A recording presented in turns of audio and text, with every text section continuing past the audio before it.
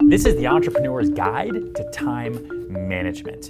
Also the Freelancer's Guide to Time Management. Whether you're an entrepreneur or a freelancer, or you're in sales, or you're a CEO, this is how I think about time management. And I know a little bit about time management because Harvard wrote a case study on me. They could have picked any of my amazing attributes. But no, what did they focus on? Harvard Business School, Ryan Serhant, time management for repeatable success. And they gave me an A. I'm pretty sure that's what that means there. It was finally published online. If you scroll down and go to the caption, you can read the entire case study. So get ready, get your notepad, get ready to type and take some notes, because I'm gonna walk you through time management in 3 ways. One, how to look at your day, how to look at your year, and how to manage all of that time to reach your goal. But before we get into that, let's think about how the entrepreneur, the CEO, the freelancer thinks about time. When you're just an employee and you work for somebody else, you do exactly that. Every day you wake up and you have a boss. You work for another person. That person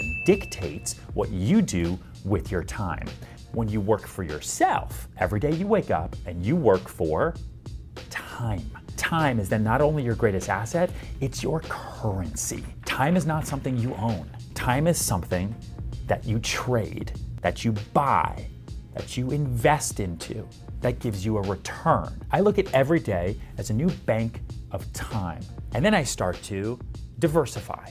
I have a driver. I have multiple assistants. I never personally cook a meal, but all of the people, yes, I have to spend money on them, but that money is buying back my time. And as long as the ROI is greater than the cost that I spend to buy back that time, then that's a good investment. Both my idols and your idols, I'm pretty sure, didn't just build their businesses, they scaled their businesses. So my hope for you is that by the end of this video, you will stop waking up every single morning thinking that you have to allocate the tasks that you have that day to the time that is in your calendar. If you do that, then you didn't listen. But if you wake up and you start thinking about leveraging that time as an investment into your future success, then you've started to really think like a true entrepreneur. Now let's get to part 1, how to manage your day. Your day is a bank of time. And most people have an average lifespan of 27,375 days.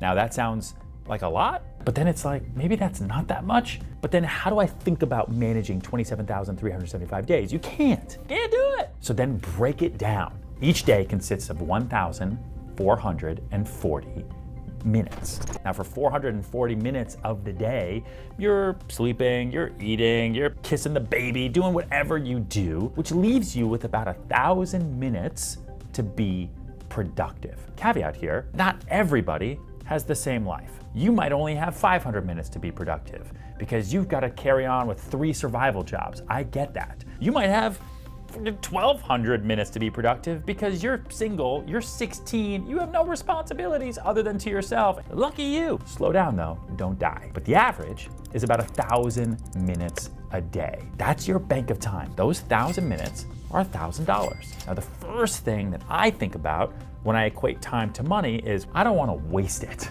The same way I wouldn't throw out $100 is the same way I don't want to throw out 100 minutes. In a company like what I have, we actually calculate how much every meeting costs, not just for my time, but for each employee's time based on their payroll, so their salaries. So I can look around and say, I got 10 people in this meeting. This meeting is costing me $11,000. That. If I'm not pulling out $111,000 worth of value from this meeting that's costing me 11 grand, I don't want to have the meeting. Every single minute of the day must have positive ROI to create positive cash flow. It's the only way you're not just going to build, it's the only way you're going to scale. And as you think about time equating to currency for your mental health, it also really helps you get over the ups and the downs, especially of life. If someone yells and screams at you for 15 minutes, would you then throw away $985? You wouldn't. You start thinking a bit more freely. Intentional allocation of every 60-second window you have will create a better you. Now you know how to think about the day. How do you as an entrepreneur, as a future CEO, or as a current CEO, manage your year. You use the 4,000 hour rule. In order to build something, in order to scale something, you can't live by the year. You have to live by the hour. The same way each day is operated by the minute, each year is operated by the hour. Looking at a single year as an entire year is pretty limiting. There's only so much I can do.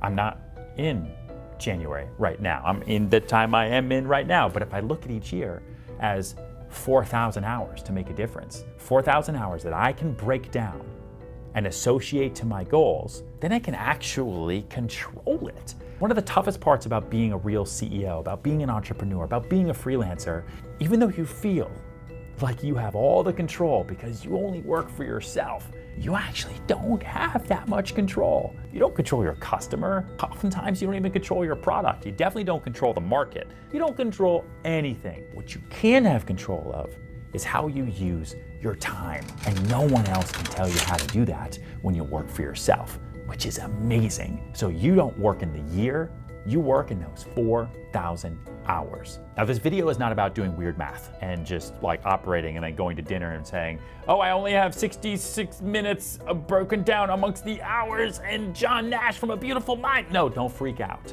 It's here to help you to really think about how you're spending your time, which is your greatest asset. I don't just think about them as 1,000 hours per quarter.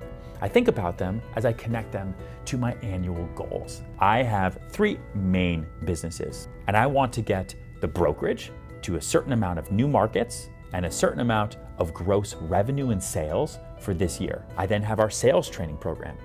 I want to get it to a certain level of new members for this year, and I want to build out a certain part of the tech product. And then I have production.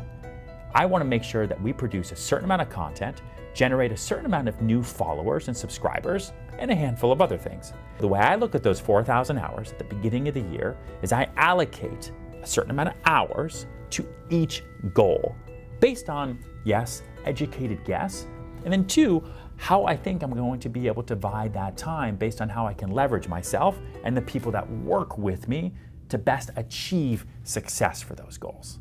The current education system and traditional career preparation would have you dedicating all of your time to perfecting a skill that you can then take to the marketplace and help find a customer for. But you, as entrepreneurs, don't make money from having skills. You make money from solving problems. I'm not saying don't go learn skills. I'm saying your time is not associated best with creating a new skill set. It's associated best with determining solutions to solve problems that the world has. That's how you build a business.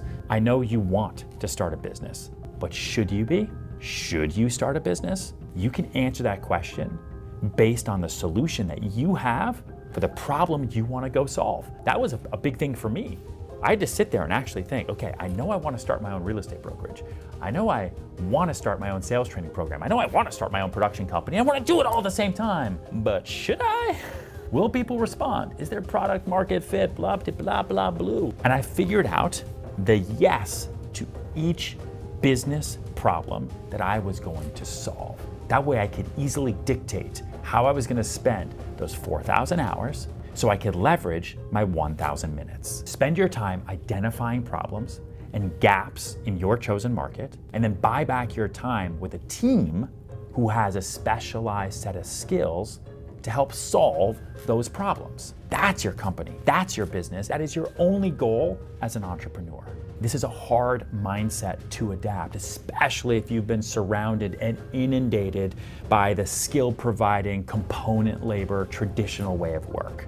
But this did not come without trial and error, and most importantly, time. Where's my watch, by the way? Oh, it's not on me because I take it off when I try to type. I hope you found this video helpful. Please like, please subscribe, please send it to anybody else who you think might take something away from this. If you have thoughts, comments, if you disagree with me, especially, I love some controversy, leave it in the comments below. If you have other ideas that you want me to talk about or anything you think at all, leave it in the comments below. I love you all. Thank you for watching more Ryan Serhant, and I'll see you on the next one.